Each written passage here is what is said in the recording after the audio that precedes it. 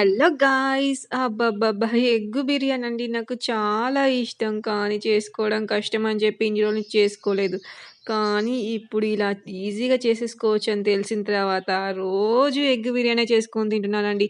Egg biryani మీద ఇష్టం పోయిందాక కూడా ఎగ్ బిర్యానీ చేసుకొని తినాలనిపిస్తుంది. ఎందుకంటే చాలా సింపుల్ ప్రాసెస్ అండి ఎగ్ బిర్యానీ చేసుకోవడం. చూస్తున్నారుగా ఎంత బాగా వచ్చిందో.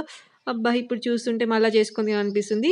అంత రుచిగా ఉంటదండి ఎగ్ బిర్యానీ. లొట్టలేసుకుంటూ తినేయొచ్చు. చాలా సింపుల్‌గా ఎగ్ బిర్యానీ ఎలా తయారు చేయాలో చూసేద్దామా? అందుకోసం మనం ఒక గ్లాస్ బియ్యాన్ని తీసుకొని వాటర్‌లో వేసుకొని మంచిగా నీట్‌గా క్లీన్ చేసుకొని పక్కకు పెట్టుకోవాలి.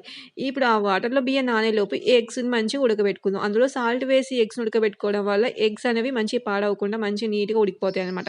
అలా ఉడికిపోయిన ఎగ్గుని మంచిగా పొట్టు తీసుకొని మంచిగా ఇలా ఘాట్లు పెట్టుకొని పక్కకు పెట్టుకోండి. ఇప్పుడు ఆనియన్స్‌ని కూడా సన్నగా కట్ చేసుకోండి. ఆనియన్స్ ఎంత సన్నగా కట్ చేసుకుంటే ఆయిల్‌లో మంచిగా ఫ్రై అయిపోతాయన్నమాట.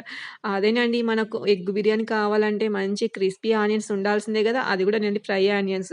ఇలా అన్నీ కూడా ఆనియన్స్ ఫ్రై అయిపోయిన తర్వాత తీసుకొని పక్కకు పెట్టుకోండి. ఇప్పుడు అదే ఆయిల్‌లో కొంచెం కారం, ఉప్పు, పసుపు ఇవి వేసుకొని మనం అదేనండి ఘాట్లు పెట్టుకున్న ఎగ్స్‌ని ఆయిల్‌లో వేసుకొని మంచిగా ఫ్రై చేసుకొని పక్కకు పెట్టుకోండి. అలాగే టమాటాలను గూడా మెత్తగా పేస్ట్ లాగా చేసి పక్కకు పెట్టుకోండి. ఇప్పుడు మెయిన్ ప్రాసెస్ ఎగ్ బిర్యానీలోకి వెళ్ళిపోదాం. అందుకోసం వెలుపటి గిన్నె గ్యాస్ మీద పెట్టి అందులో కొంచెం కొంచెం ఆయిల్ వేసుకొని అందులోనే యాలక్కాయలు, లవంగాలు, దాల్చిన చెక్క, బగారాకు ఇవన్నీ కూడా వేసుకొని ఆయిల్‌లో మంచిగా ఫ్రై అయిపోయిన తర్వాత అల్లం వెల్లుల్లి పేస్ట్ కూడా వేసుకొని వీటన్నిటిని బాగా ఫ్రై చేసుకోండి. ఇప్పుడు మనం గ్రైండ్ చేసి పెట్టుకున్న టమాటా పేస్ట్‌ని కూడా వేసుకున్న తర్వాత కారం, ఉప్పు, పసుపు, గరం మసాలా, పచ్చి ధనియాల పొడి ఇవన్నీ కూడా వేసుకొని ఇవన్నీ కొంచెం మంచిగా చిక్కగా అయ్యేంత వరకు ఫ్రై చేసుకుందాం. ఇవన్నీ కూడా చిక్కగా అయిన తర్వాత అందులోనే పెరుగు కూడా వేసుకొని గ్రేవీ అంతా చిక్కబడ్డాక ఇప్పుడు అందులోనే మన ఫ్రైడ్ ఆనియన్స్‌ని చిన్నగా తుంచుకొని వేసుకుందాము.